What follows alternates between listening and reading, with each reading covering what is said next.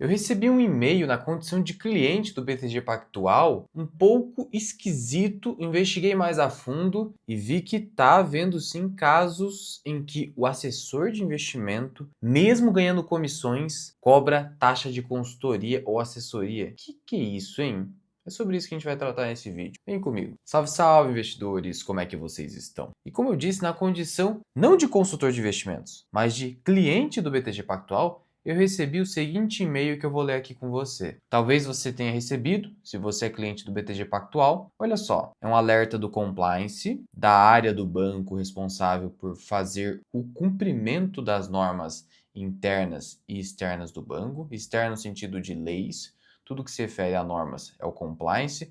Olha só, informamos que, conforme determinação da CVM, aqui estão as normas externas e internas, a remuneração do assessor de investimentos, independentemente de ser variável ou fixa, então não interessa como que o assessor é remunerado, porque ele é remunerado pela corretora, no caso aqui, dos assessores do BTG, pelo próprio BTG. Essa remuneração é realizada exclusivamente por intermédio do BTG, para o assessor, pelas atividades prestadas no âmbito de assessoria de investimentos, como prestação de informações e orientações sobre suas aplicações, recomendação de produtos, etc. Sempre lembrando que o assessor de investimento, e isso foi um dos motivos que me fez não querer atuar como assessor, ele não tem autonomia para recomendar investimentos de verdade. Porque na prática, ele pode recomendar os produtos da corretora onde ele trabalha. Ele não tem essa independência. Então, o assessor do BTG vai recomendar produtos do BTG ou da prateleira do BTG, mesmo que ele seja remunerado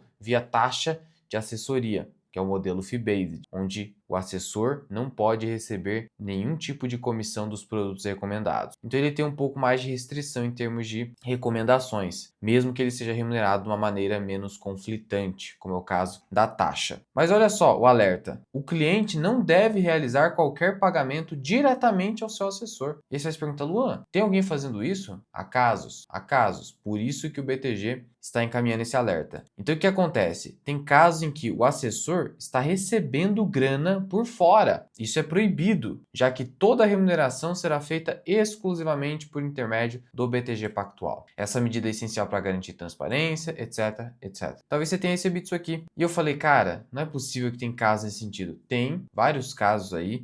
Vou pegar aqui só dois exemplos, não diretamente relacionados a esse caso, mas dois exemplos que mostram reclamações existentes no Reclame Aqui, como esse tipo de remuneração não necessariamente vai vir, essa remuneração ilegal, vai vir de forma escancarada. Às vezes, pode ter alguma manobra ou outra. Tanto assim que quando o BTG faz o alerta aqui de que não pode pagar nada na conta, pagamento direto para o assessor, olha o que aconteceu em uma notícia publicada em 2024. A CVM puniu um assessor que recebeu Pix na conta bancária dele, valores de clientes. Não pode, mesmo que seja de forma temporária.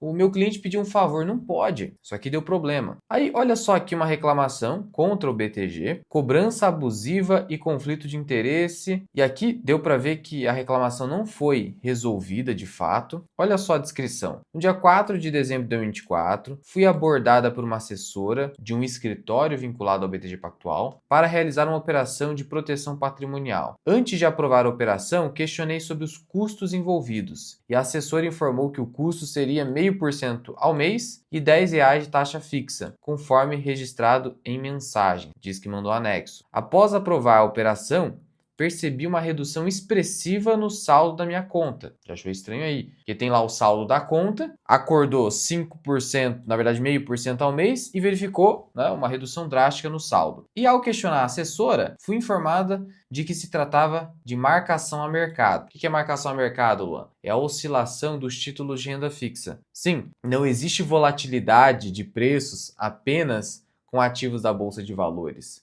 ações, fundos imobiliários. Não. Existe a marcação a mercado de títulos públicos, títulos de crédito privado. Toma cuidado, porque renda fixa não tem nada de fixa. Mesmo um pré-fixado, que na verdade é o mais impactado pelas taxas de juros, ele vai sofrer desvalorização até o vencimento, a depender do caso. Então, foi dito para ela que seria marcação a mercado. No entanto, mais de um mês depois, descobri que esse valor incluía uma comissão embutida, jamais mencionada antes da operação. Então tá alegando falta de transparência. Lembra que eu fiz um vídeo falando sobre esse tipo de coisa, de um caso envolvendo outro youtuber com a XP? Vou deixar aqui no card se você tiver interesse. Essa questão de transparência, cara, na parte de assessoria é dificílimo. Por que, Luan? Óbvio que tem que ter, claro que tem que ter. É difícil de você conseguir muita transparência contra um assessor, porque o assessor é remunerado por comissões. Quanto mais ele é transparente, menos ele é remunerado. É uma verdade dura e é por isso que o mercado de consultoria está crescendo muito. E aí aqui a mulher ficou, né, com razão puta com o fato de não saber aqui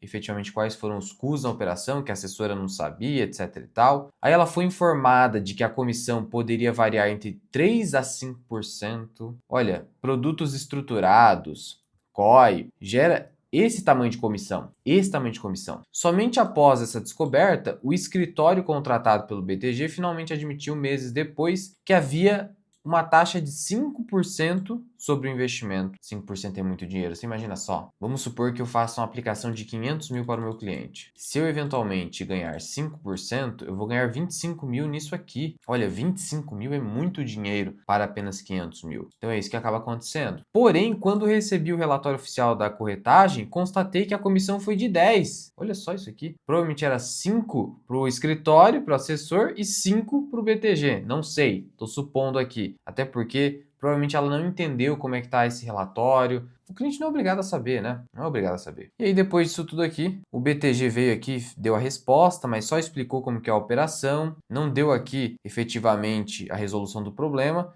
E aí é isso, né, que aparece aqui. A assessora me ofereceu uma operação, não tive a resposta, infelizmente é isso. Claro, não tem como a gente saber se a mulher está certa, se ela se enganou, é tudo muito nebuloso. Mas esse alerta do BTG nos faz pensar, né? O que está acontecendo? Na XP também, nesse caso aqui da XP, foi até pior na minha opinião, porque sem autorização, supostamente sem autorização, que consta aqui, o escritório da XP aplicou saldo em COI. Foi um valor de 23 mil reais, supostamente utilizado sem autorização do cliente. Cara, isso aqui é muito grave. Imagina você ter lá seu dinheiro em conta e não ter autorização para usar o seu dinheiro. Isso aqui é complicado. É por isso que eu acredito fortemente que a médio e longo prazo, esse modelo de comissões vai acabar e deveria acabar, porque é um incentivo muito ruim para o assessor. Porque é só você pensar comigo o seguinte: se não houvesse esse incentivo, todos teriam que cobrar taxa. E aí o mercado se autorregularia em taxa. E aí o cliente que quer se virar sozinho vai sozinho, sem consultor. Já o cliente que precisa do acompanhamento de um consultor paga a taxa. Não tem essa de comissão. Quem recebe comissão é o distribuidor do produto, que no caso é a corretora. Esse é um modelo com incentivo justo. Claro, não há dúvida disso. Claro que o mundo ideal seria até mesmo a própria corretora só ser remunerada através de uma taxa. E isso já existe. Aqui no Brasil tem a Warren, que cobra dessa forma.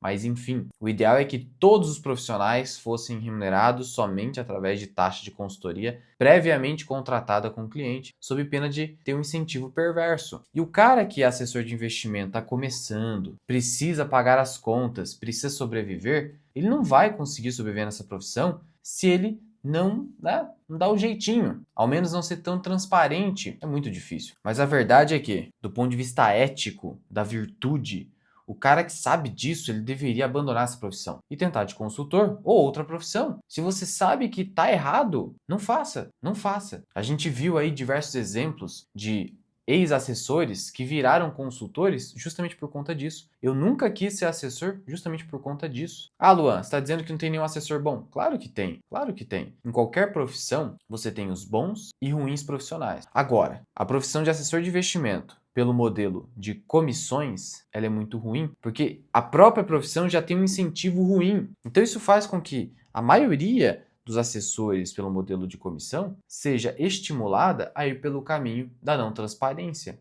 e do conflito de interesses. Então dá certo. Mas é óbvio que isso vai demorar para acabar. Na verdade, o mercado de assessoria é o maior de todos. É o que dá mais dinheiro para as corretoras. Você acha que as corretoras querem acabar com esse modelo? Eu acredito que não, porque é o que dá mais dinheiro. Por que é o que dá mais dinheiro?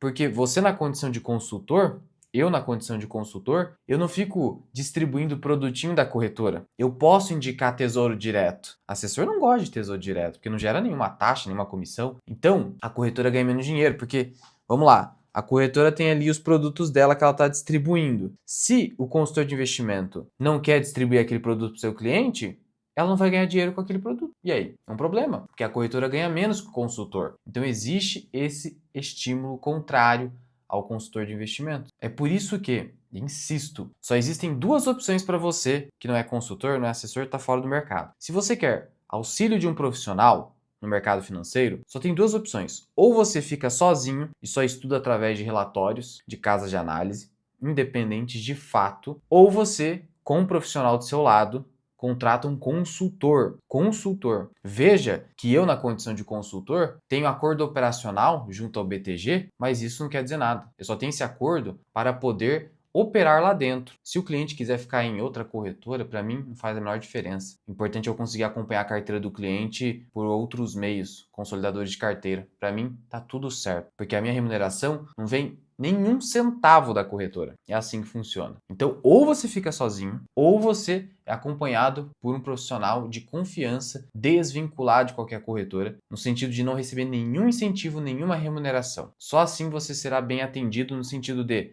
o profissional, obviamente, ele vai querer o meu bem, sob pena dele não me ter por muito tempo recebendo a taxa de consultoria e avançando conjuntamente. E veja que tem que ser consultor mesmo, porque se eu fosse um assessor fee-based, seria a única hipótese de eu ser assessor, eu dificilmente estaria fazendo um vídeo como esse, falando mal de assessoria. Como que eu ia fazer isso? Se eu sou um assessor e tô ligado a uma corretora que distribui os produtos daquela corretora. Então não tem jeito, cara. E lembrando que se você tiver interesse numa consultoria comigo, sem delegação de trabalho, tendo pelo menos R$ 1 milhão ou próximo disso, você pode me contratar. E me contratar como seu consultor de investimentos, em que eu vou acompanhar sua carteira de perto, trazendo relatórios, não só de desempenho automático da sua carteira, de recomendações, avaliando todos os meses a sua carteira e tirando as suas dúvidas sempre que você precisar. Caso tenha interesse, preencha o formulário aqui na descrição e no primeiro comentário fixado. Agora, se você tiver interesse somente em acompanhar a minha jornada de investimentos, em que eu abro a minha carteira para os membros, conheça a comunidade Formação Bira Invest, também aqui embaixo. Agora, últimos comentários aqui do YouTube. Eu poupo 90% desde 2016 e não sinto que foi um sacrifício. Esse aqui é brabo, hein? Só 10%? Você vive com os pais, né, cara? Fala a verdade. Senão você realmente é brabo, hein? Na minha opinião, o prazer de saber que tenho dinheiro para ficar tranquilo é muito melhor do que gastar em qualquer esquina. Boa, boa. É aquilo, não existe regra que se aplica a todo mundo. Lembrando que não é com 70 anos que você vai começar a viajar bem. Se você começou forte cedo, você tem esse resultado lá pelos 45. Sim,